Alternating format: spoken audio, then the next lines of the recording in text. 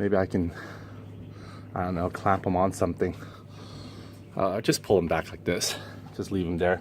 Who knows? I might actually need to extend them out for whatever reason. So he's really so there you go. I got it all built in, supposedly. I would like this actually to be integrated inside. That way I don't have to worry about when I park the scooter, take them off. Because I know this is a, what, $30 car charger. I would like to take them off, you know. It feels heavy too, by the way. So it does something in the mechanism where it allows it to charge really fast. And what I want to do is actually, let me see if I can put the keys in there. See, there it goes. He light up. See the red? That's an indication that he's plugged in. And this guy's light up blue, which is a good sign. Let's see if he gets intermittently blue. If he gets intermittent blue, I know I had a bad connection to my cable. There he goes. He stayed solid blue. That's a good sign. Let me put him in here, the final test.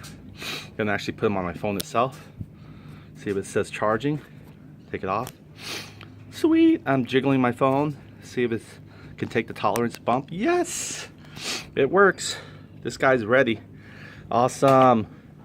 So there we go. That one's ready to go. The charger system is ready for me. That way I can use my GPS. And also I realize now that since GPS allows you to also track your speed, I can actually get accurate speed reading from my GPS versus from my cluster here. Another thing we're going to do also is troubleshoot the cluster issue. I'm not sure what's tugging on those wires there. But again, we're going to try to get the remote start to work as well by taking out the blue and the gray. Anyway, I'm freaking super hot in this helmet here. I should have put it on the last minute before I start doing all this. But anyway, I'm already there. So let's start. I can't wait to take it off though, to be honest with you. I can't stand the heat on my head. And I bought myself a Shoei Neotech 2 modular helmet, which is heavier than most full face helmet and half face helmet. So now, and with a GoPro mount on top of that, it weighs, I think, approximately like almost close to 5 pounds. You know, this typical helmet here is about 3 pounds, okay? So I add another 1.5 pounds with the Shoei Neotech with the GoPro mount and the GoPro itself. And then also I have the Sena SR something integrated Bluetooth headset in there. So that adds a little bit more weight to it. So, and modular helmets are normally heavier because they have a mechanism that allows you to actually open full face also, or close it up. So you can take a breather. All right, so what we're gonna do is what were we gonna do? Oh yeah, first of all, let's secure the lithium grease tube here. I think we got enough spray for today. Let's see how it reacted. Actually I can't because, well, I could. This guy's kind of funky. All right, let's button him up. He doesn't need to be exposed anymore. Oh, look at that little top area here. I don't think it's harsh on paint or anything, but wow, that was a splat, huh? Couldn't even hold him if I wanted to. And that's why APM recommended it to, you know, cover everything up when you're about to spray it, because it gets everywhere. But you know what? It doesn't feel like it's harsh to leave it on either on your stuff, because, you know, it doesn't feel like it's oily, nor does it feel like it leaves something really bad on there. All right, so let's go ahead and button this guy up. In fact, we might want to just tighten the throttle now. I don't think that we're probably going to open it for any other reason this area anyway. So let me go ahead and narrow it down here. Come back righty-tighty on it.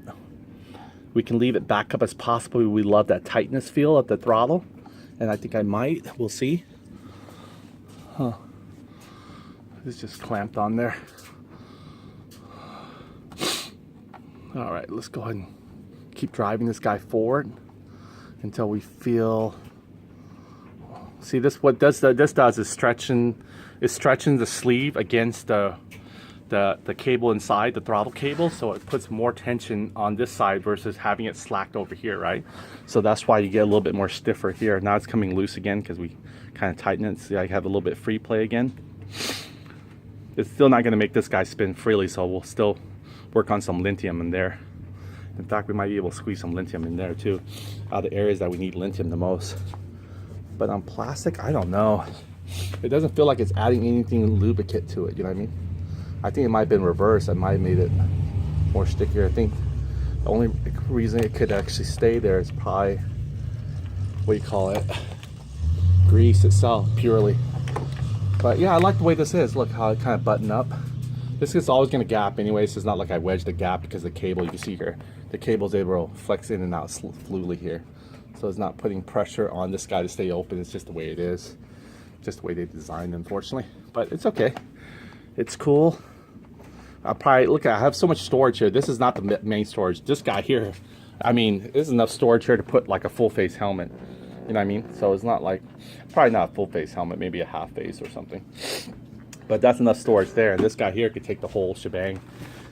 He could pretty much take our whole cover here, which is kind of nice. So let me see if I can get this cover back off of it. I'll just leave it on there. Why? Because we need to practice with our cargo loaded, right? And in fact, I should push him down a little bit, get him to firmly close. So let's do that. Push your hand on these two little tabs here to help you. Oh, or just do this. There you go.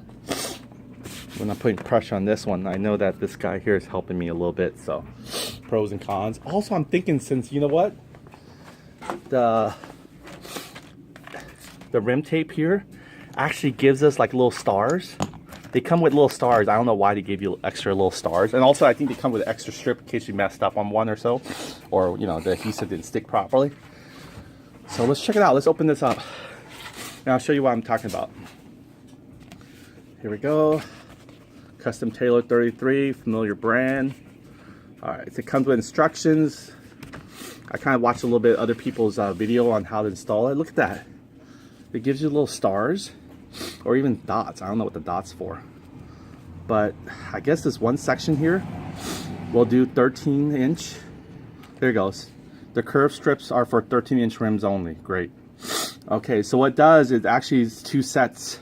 Two sets, meaning, you know, one set covers, you know, the right and left hand side of each rim. So it comes with two sets. So I'll have one for the left and right of the rear and the left and right in the front. So those are all going to be covered. But I'm thinking, since it gives you these little stars here, which I think is pretty freaking awesome. What do you think about using these stars? Maybe cheesy, maybe kind of girly, but maybe not that freaking bad at all. Or you think it changes this beast into like a little girl mode or what?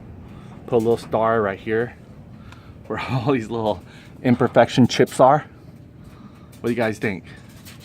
I don't think a circle will do good. I think maybe a star, and then another star here. So kind of randomly where we have chips at, we'll put a star all of a sudden.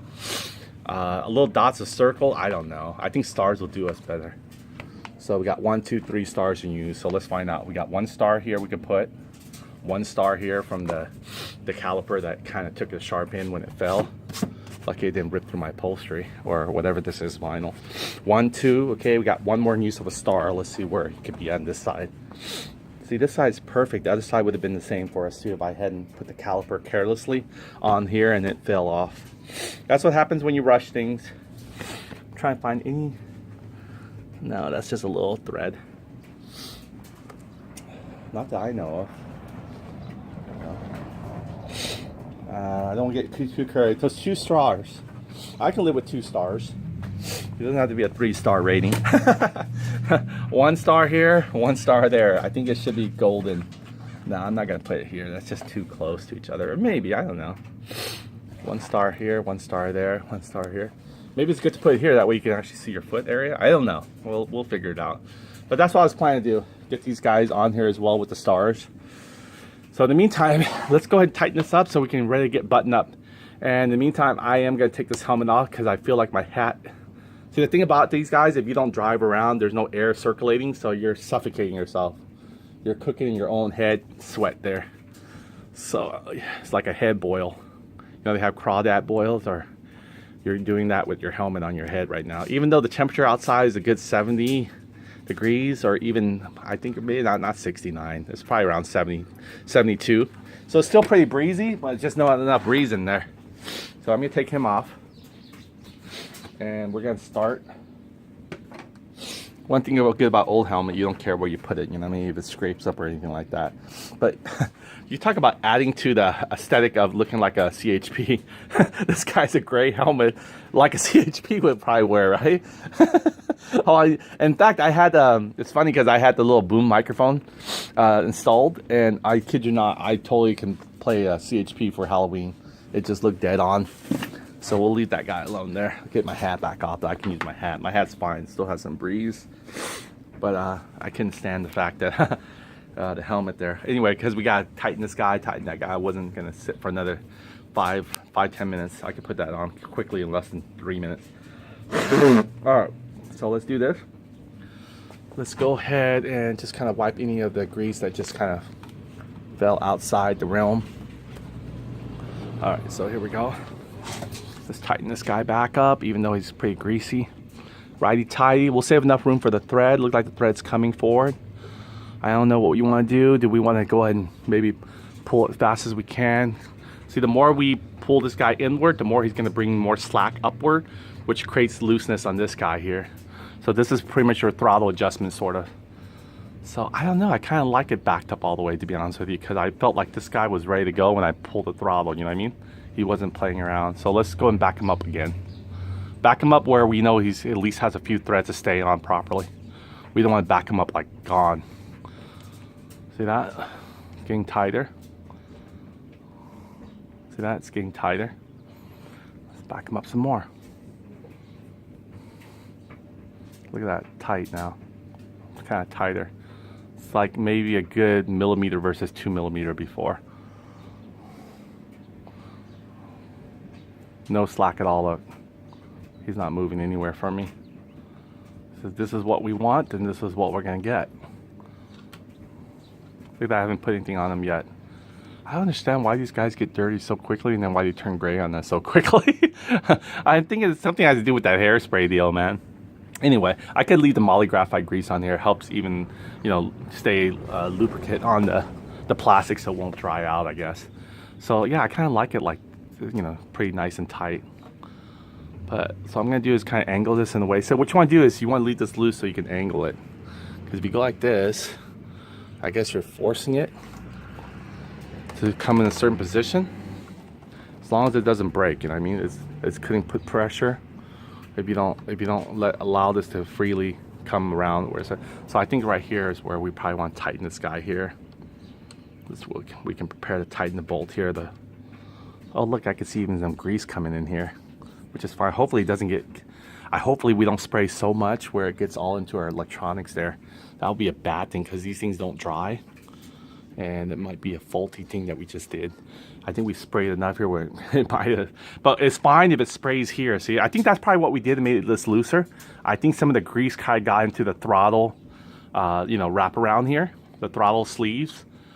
I think that's probably what's helping us a little bit, why it's coming back down now in zone. Before I didn't even want to do that, right? So this is freaking awesome. I was worried like, oh man, I took this all the way to the very end, right? I won't be able to adjust the slack, but I realized this guy is the one that actually does that. This guy just brings in, he could adjust too. If you bring him out more, he will tug more on the cable to pull out a little bit, but we didn't do that option, and I wasn't gonna take this guy back off to adjust this guy no more. I mean, once we mounted him with JB Weld, I think he's a permanent fixture now. As part of the scooter there before. The only way to take him out is to break him off. It's one way only now. Okay, let me go ahead and prepare this guy. Let's see how he does. Oh, he still has some slack. What's the deal? I thought he's gonna tighten up. There's no more. Well, there's probably isn't. Yeah, I feel like, okay, now it's, yeah, there feel like it isn't. See, I can't move it easily with 2 fingers like I would have. It's probably a test here. So we can back him out even more. Let's see how this one is. This is the lock nut right here to prevent him from vibrating back inward. A lot of people don't realize how important these things are. They're like, why need a nut? I'm backing them up, right? What it is because when it vibrates, it will come back forward to you.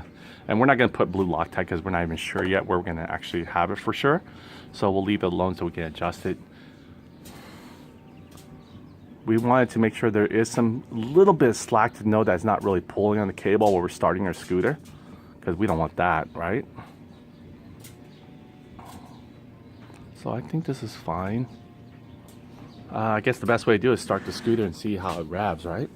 So let's do this. Everything's all locked in place. Okay, let's do it. Hold brake lever. Remember my kill switch, I'm going to set it right now to always be in the on position. This is the kill switch here at off position. you can see here, at the off position at this angle, you look like it's still in the on position, right? This is why I set my kill switch to be off. So this is commit on, and this is even further, which it doesn't really matter, so we'll put in the second slot. Okay, where it's supposed to, if we had connected properly, we would have had the emergency light come on. But anyway, so here we go. Oh wait, our RPM looks like it's coming back into play. God, oh, maybe not, who knows. Oh yeah, RPM's working. Okay, so, oh, that's good for us too, that way we can see. Okay, starting right now, you can see how the RPM is like at 1,000. So we're gonna try to see if we can get that guy to stay at 1,500. I think the next warm-up, he'll probably be at 1,500 on his own, so we better not do any tuning while he's still trying to do the warm-up phase, right? So let's do this. All right. He's getting there. He's about, I'd say about 1,300 RPM right now, starting, and our fuel is completely empty. All right, so here we go. I'm gonna try to twist this guy a little bit.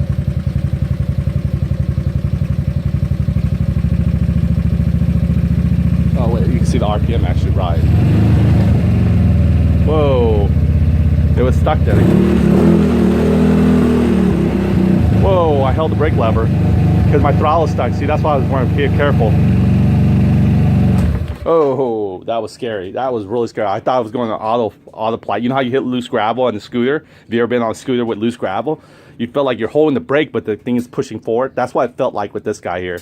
He felt like he was going forward, even though I thought I was trying to back him out. But then again, I might have got a panic attack, and I might have maybe twist the throttle more inward, not knowing it. So you guys probably can see my video reaction. Again, the video might be delayed a little bit, so my reaction might have been going forward, but it looked like it was raving the RPM as we speak when I was trying to just throttle it. Now we're going to start again, and you're going to see a difference. Make sure the throttle is reset here. Maybe the throttle isn't a good idea to tighten too much there. Okay, we're going to hit the start button. Lucky I had my brake lever ready to go.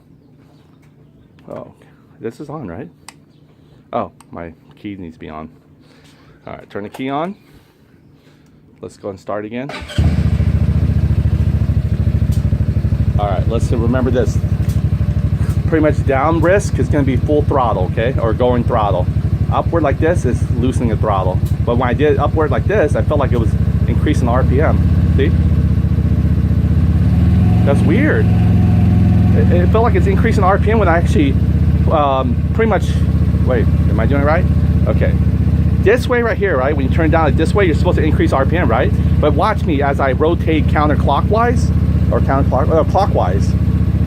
I'm rotating forward, right? If you're rotating forward like this, you should bring back the RPM, right? But it didn't. Watch. This is not rotating the throttle downward, you guys. Look, check it out. Watch the RPM as I'm doing it. I'm not twisting it clockwise. I'm not counterclockwise. Counterclockwise is opening the throttle. But check this out. I'm going clockwise. Here you go. Oh, right now it's very. Maybe the RPM gauge is not working again. We'll see. Okay, there we go. Okay, I'm going clockwise here. Look at that.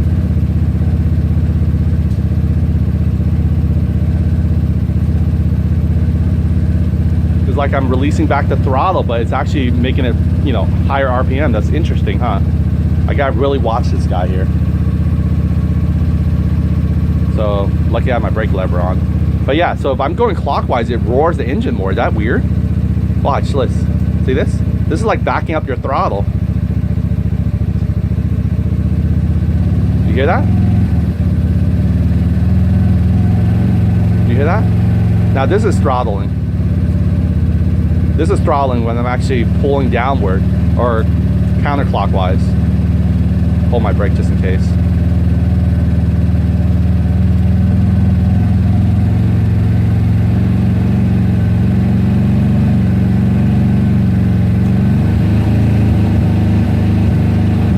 Kill switch. I'm a little too skeptical to actually trust this guy with just this throttle being stuck like this. So let's go ahead and just leave it for a second there. That was interesting. Okay, let me turn off my thing so it won't kill my power. How's my battery, by the way? Let's see, 13.2 volts, not bad. All right, so it's cool. Well, you can see here the RPM worked briefly for us just to see where we're at, but I think it was actually now about 14 or 1500 RPM by now. Usually the second warm-up does it to it. what I have both hands on my brake lever just in case I need to use that sucker and be able to switch it off. So I don't want to be holding the camera and just playing around with this one knob here and hopefully grab the grip of the brake. So it looked like it was starting to want to jump, so that's why I was kind of hesitating going forward with this. All right, so let's go and do this here. For some reason, maybe this adjustment here made it too freaking tight. So even when I loosened it on, I was tugging it. I'm such a moron. Duh. This thing is like a pendulum, am I correct? So if you turn it the other way, what it does, it still pulls the cable, but it's just pulling the cable counterclockwise. So the only thing why it's getting more, even though we went counterclockwise, I mean, not counterclockwise, even though we went clockwise, even though we went clockwise to release the throttle, what I did was I reversed this guy here, the cable just pulled the other way. So it was just a matter of swinging the cable pretty much counterclockwise to fully release the throttle. And then when I went all the way back down more, it kind of pulled the cable the other way, sort of, I could say. I wasn't even really pulling it that much, but it was enough there for it to notice that there's another tug on the cable the opposite direction, which still basically pulls the cable. So you're still opening your throttle. See that? So that's probably the reason why you probably want a little free play, because if you hit a stoplight and you're like thinking that, okay, I'm gonna kind of loosen up on my throttle grip, or you just accidentally grip your throttle grip just like slightly by a millisecond and start revving, you don't want your wheel to start taking off just because, you know, you're trying to rest your hand on your throttle like this, right? Because you will probably, you know, with vibration, you're gonna, you know, just kind of, you know what I mean, like little by little. So you definitely want both hands on the wheels and on the brake lever very fast if you need to grip it. So yeah, you don't want to do that unless you're planning to, you know, just gear up for racing only. But if you're doing for daily driving, you want to maybe do it right where you know that your hand can actually, you know, vibrate like this and it's not going to do anything to your throttle opening or closing. So let's do that. Let's make sure we bring it back to adjustment here. So a little slack there does kind of help the beast for daily driving. So I didn't realize that. Now I think about it, you're right. It swings like a pendulum. So either way, it's going to pull the throttle. If you force it to go extremely clockwise, which is, you know, supposed to release the throttle, you're going to be wrapping the cable this way, which pulls it the other way, but it's still pulling the throttle. So that's probably what happened there. So let's go and back this guy in, so we can go ahead and not put so much tension on this cable wire, so we can have a little bit more free play when we need to. So let's go ahead and let's see how this gun reacts. Turn it on. Okay, make sure that hold on. That's why they make you hold down the brake lever, because you don't know what your scooter is going to do to you. Oh, the kill switch is probably on position. Yep. Let me turn it to the off position. Let me turn it back on to the on position. That's why you hear that. All right, so there we go. Now here we go. Look, free play. I'm gonna go and clockwise it, which should release the throttle, right? See that? I'm moving it back and forth, not doing anything for me, which is good. That's what you want. But before, it was so tight that any movement to the right or left was gonna pull the throttle regardless. There we go. There we go. I could sit back in the thing and just vibrate this all day and just kind of have my hand sort of hang in there. You know, it's not doing anything. Now, if I do want to go forward, I could have, you know, pull this guy here, hold my brake lever, of course. Let's see here. Opening the throttle a little bit. Close it back up quickly. There you go, see? This is probably what you want. You don't want it so extreme where it's so snug that it's not going to give you any free play.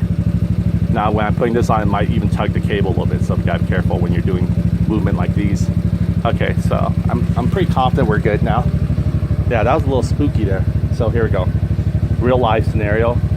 Hold down the brake. In fact, I don't trust myself, so let me put you guys in my little, I guess this little spine belt serve a two-purpose here to hold my camera, as well as allow me to go two hands on this guy here. Two hands on deck. Okay, so here we go. Hold the brake lever. The brake lever in the rear is kind of squishy though. Back to being squishy again.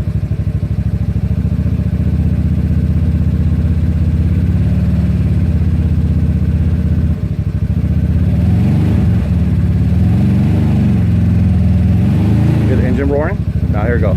See how engine roars too when I force it to go the other way? See that? Look, I'm forcing it to go clockwise, it's still roaring. So if there was ever an accident where I'm forced to swing my arm forward more, it wouldn't actually stop the scooter. I'll actually probably increase the RPM from engaging further, and I go forward more. That's probably what happens in a lot of auto flight, where the throttle pulls the other way too as well. So you can see here, I'm going actually clockwise, and it's actually making a throttle roar.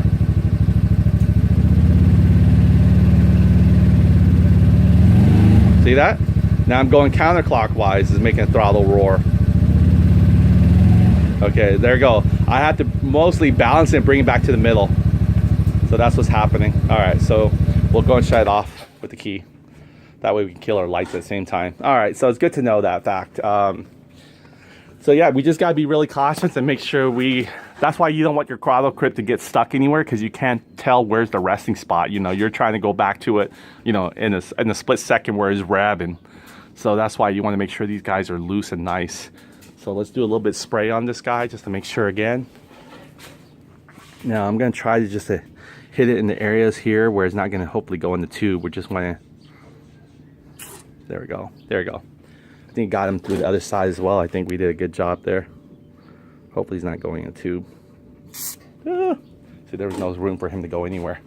All right, then we're gonna put him here too as well.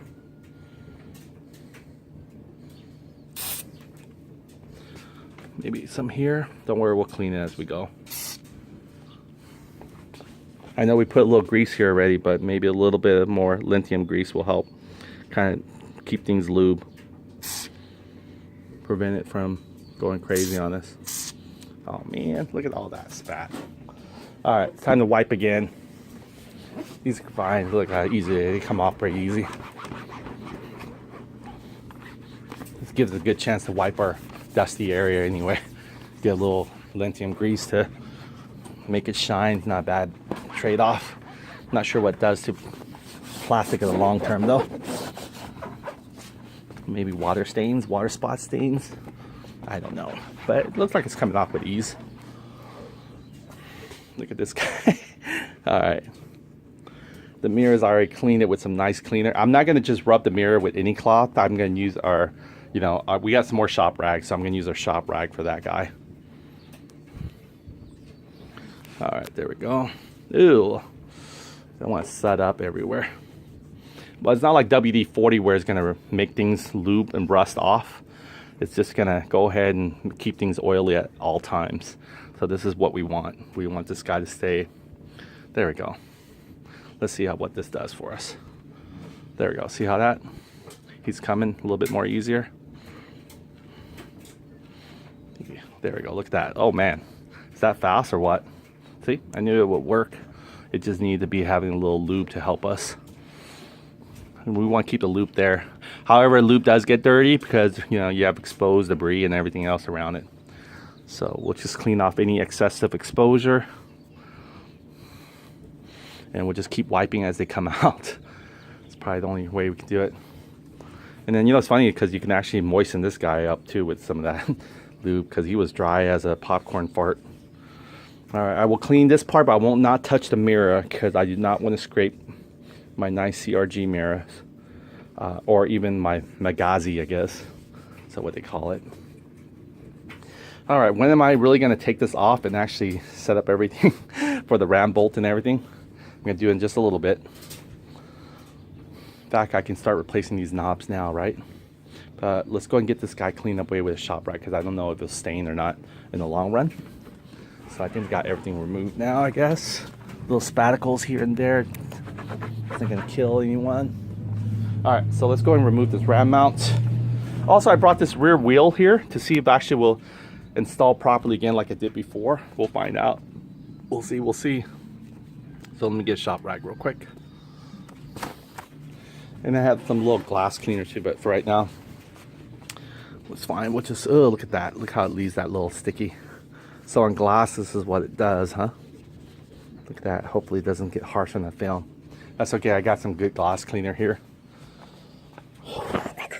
Where are you? Good glass cleaner right there. Glass cleaner. It looks retro, but I guess they're still the way they are. Made in the USA. I always like to support our country. All right, that's good enough. Doesn't need to be everywhere. All right, so here we go. Gotta get my little, you know, microfiber cloth here, I guess these are. Let's get some on each one first, share it, then we'll start giving it a deep. See, this one has a little light blue tint, I guess, or some kind of coating to reflect the glare. I don't know if this one has it. I think this one might be just maybe a yellow tint. I don't know.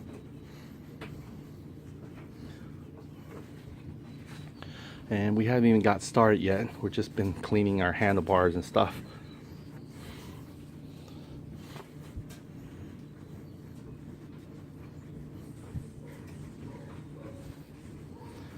I know, you imagine, I'm watching someone else do this, I'm thinking, come on, I want to see you go for a ride now. That's true, I do want to also. Let me get my helmet back on. Let me get my ram mount lock mechanism here. Then we're going to turn him. We can put that guy on now and see where he faces. If you ever get like gunk buildup from like hard mud stain, don't just take a cloth and wipe it right away. You want to get a warm water, you know, or even hot, right? Because what you want to do is you want to break that hard stain gunk down before you start rubbing it. Because when you rub something, even though it's, you know, mud supposedly should break down, it might not, and there might be little bits of rocks in there. And guess what? That goes into, that's the same thing for cleaning your helmet too. When you get like, you know, hard stains, take like a, you know, like warm up a cloth, you know, get a little really hot damp cloth and just start, you know, letting it, you know, sitting over the gunk. Just like we did that little paint to remove off a tank. Remember that? I couldn't get them off. What I did was I sprayed some brake cleaner onto a cloth and just let it submerge and sit there. And it came off like a sticker where we were scrubbing it and actually making it worse. You remember that?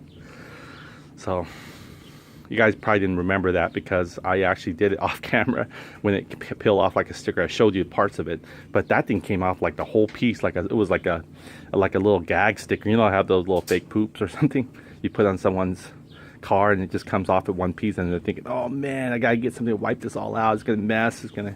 Nope, it came off just like a little fake poop. I think I got some on here too, I guess, but.